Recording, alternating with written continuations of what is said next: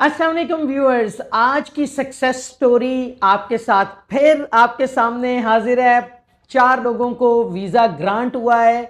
Luckiest people, मतलब उनको हम देखेंगे ऑस्ट्रेलिया का वीज़ा ग्रांट के, तो इस वक्त लोग ख्वाब ही देखते हैं कि ऑस्ट्रेलिया एक ख्वाब है आपके लिए। उस ख्वाब को कैसे पूरा किया जा सकता है, क्या चीज़ें उसमें रिक्वायरमेंट है, किस तरह इमिग्रेशन एक्सपर्ट्स ने अपना रोल प्ले किया, उन सब चीज़ों को हम जानेंगे जवाद की ज़ुबानी। जवाद बैंक में काम करते हैं, बैंक के लोग जा सकते हैं, लेकिन हमने ये पूछना है कि जवाद से कि वो बैंक में क्या काम करते हैं, कौन सी ऐसी कैटेगरी है जो कि निकल गई और उनका वीज़ा ग्रांट हो गया। तो कंग्रेचुलेशंस जवाद, आपको बहुत बहुत मुबारक, आपके मिसेस को, आपके बच्चों को।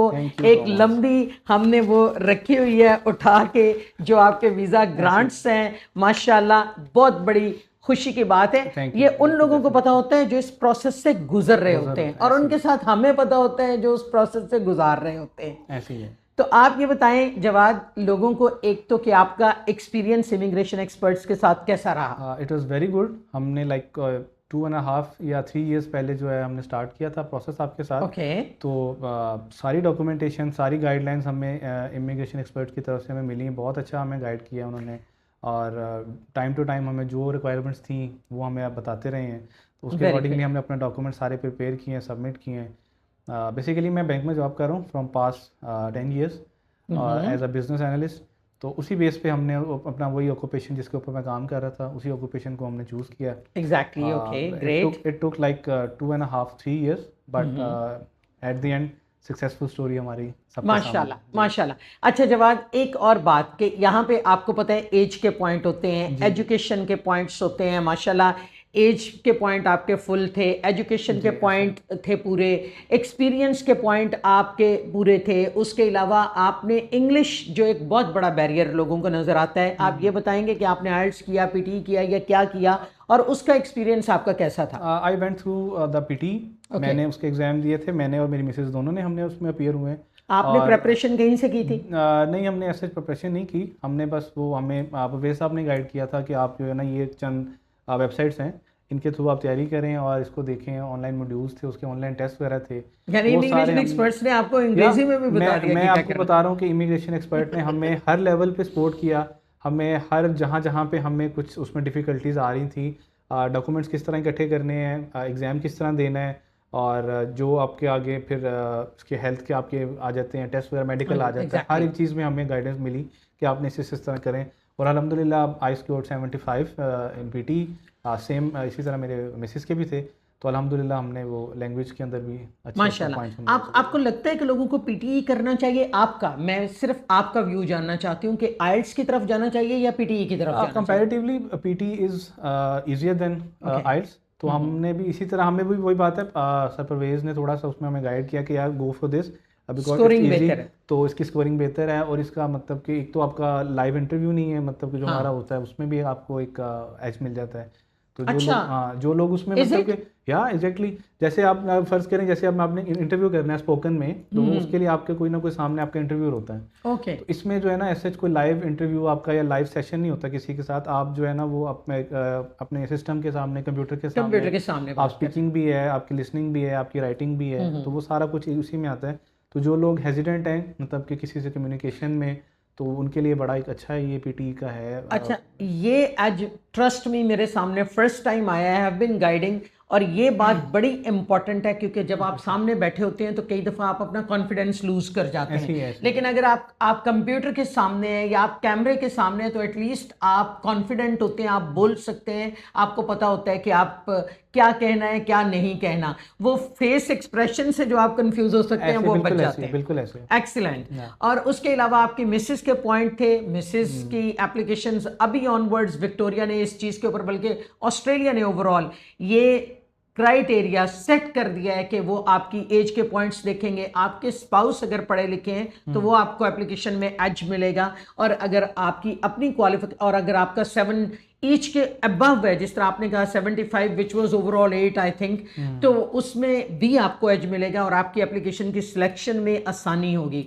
तो ये सारी बातें। और आपको महसूस कैसा हो रहा है बच्चों को लेके जाने के लिए? ऑस्ट्रेलिया डेस्टिनेशन कैसी है? It's a dream country to live. Okay. मैं मतलब कि हमेशा से ड्रीम कर रहे थे, इसको सोच रहे थे। कभी उसको रिसर्च भी की है रिसर्च बहुत ज़्यादा रिसर्च की है, मतलब कि ऑस्ट्रेलिया की हमने इतनी वो आप कह लें कि वीडियोस देखी हैं, इतनी स्टोरी सुनी है, इतना वो पेजेस वगैरह लाइक किए हैं सारे। तो हमें तो बस वो होता था कि आज जाएं कल जाएं, किसी तरह से हमारा ये चीज़ हो। बट जब तक आपके पास ये चीज़ नहीं आती तब तक आपको एक बस वो होता है कि यार हो जाए।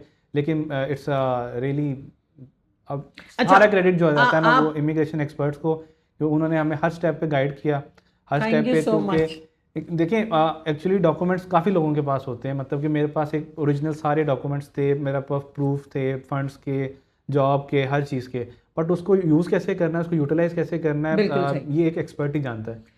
तो बिल्कुल सही। उसके अंदर हमेशा मैं ये बात अपने व्यूअर्स को भी बताती हूँ और वैसे भी ये कहती हूँ, देखें आप में और हम में जो डिफरेंस आता है वो ये है कि वी रन मल्टीपल एप्लीकेशंस, तो हमारे पास फीडबैक होता है, हम बताते हैं कि ये एग्जैक्टली गाइडलाइन को इस तरह से लिया जाए या इन जॉब डिस्क्रिप्शंस को आपने इस तरह से बयान करना है जो उनके लिए फ़ायदामंद है, या जिनको वो मतलब जिनको वो एवेल्युएट करते हुए, असेस करते हुए, जिन पे आपको पॉजिटिव रिस्पांस देंगे, तो वो चीज़ मैटर कर रही होती है।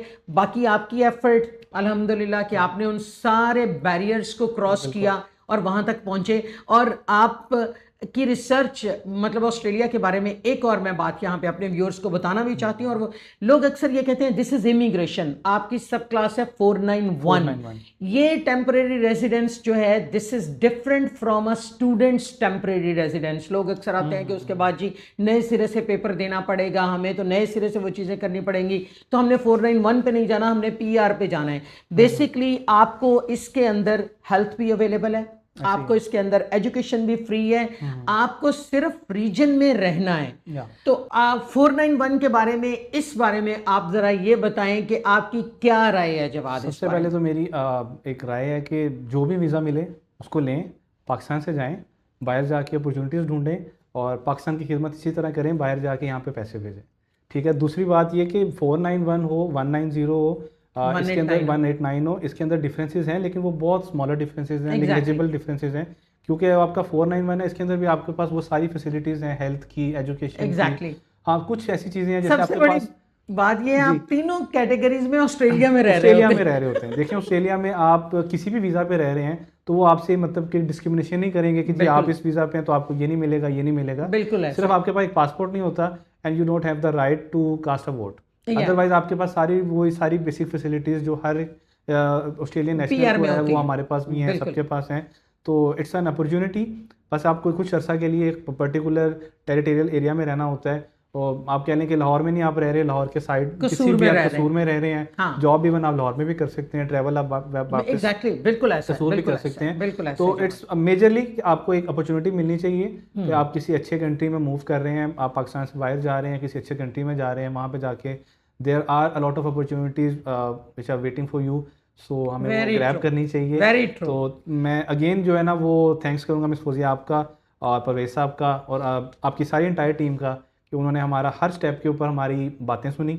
मतलब कि आप जो हमने आपको कहा आपने उसमें हमारा कुछ सुना भी, फिर आपने हमें आगे से गाइड भी किया कि इस तरह नहीं, इस तरह से हमने अपनी तरफ से भी कुछ चीज़ें बताई, आपने बताई। तो एक बड़ा म्यूचुअल हमारा अच्छा जर्नी था एंड आई होप कि आगे भी हम लोगों को भी, मैंने ऑलरेडी रेफ़र किया, मैं सोचा ऑलरेडी मैंने रेफ़र किया, 3-4 मेरे दोस्त हैं, 1-2 तो अपना केस भी उन्होंने स्टार्ट कर दिया है। और after this success story I make sure कि मेरी तरफ से काफ़ी सारे लोग भी आपके साथ मजीद अटैच हों, क्योंकि वंस इट्स अ सक्सेस तो लोग इस पे बिलीव करते हैं, लोग इस पे बिलीव करते हैं कि what you have got. So I got my visa and definitely other जो मेरे और भी कोलीग्स हैं, जो दोस्त हैं, जो जाना चाहते हैं, काफ़ी लोग जाना चाहते हैं बट उस तरह से नहीं जाते कि यार पता नहीं लोग कैसे होंगे, हमें सही से गाइड करेंगे या नहीं करेंगे। तो उस लिहाज से अल्हम्दुलिल्लाह I have the proof and I will show this proof to my all colleagues, friends, family members कि आप भी आएँ, आप यहाँ से अपना प्रोसेस करवाएं and inshallah you will get your thank you so much Jawad, thank you so much। Thank you. Allah